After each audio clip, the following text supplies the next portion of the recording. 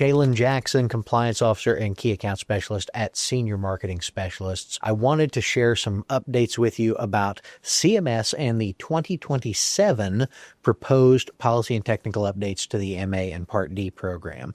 This is the document that will become the final rule that everyone talks about next spring when CMS puts together all of the changes to rules, regulations, marketing, everything else that administers how we do business in the Medicare Advantage and Part D space. And I've got to say, this year is a doozy in a very positive way.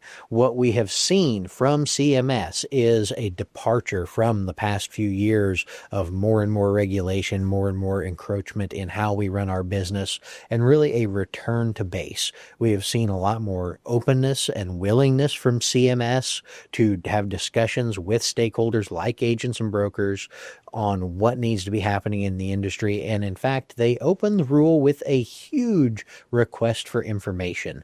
As many of us have been frustrated with, there is a lot of discussion about what is a third-party marketing organization, a TPMO, what are the best ways to categorize all the actors in the industry so we can effectively manage and regulate them. So they open the document with a request for information, a request for feedback on those elements. How do we define TPMO versus agent and broker versus FMO versus the other players in the market?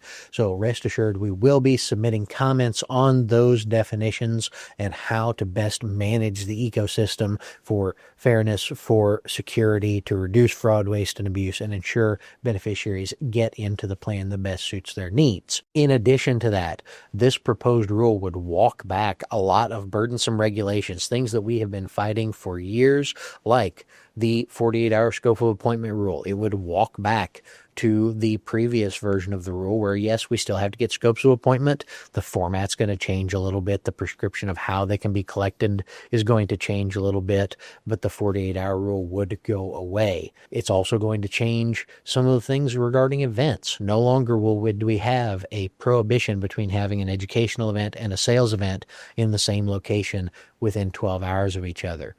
We would also see call recording requirements walked back from 10 years of retention to 6 years of retention, moving that in line with existing HIPAA guidelines. This is just a small capture of some of the changes proposed in this rule.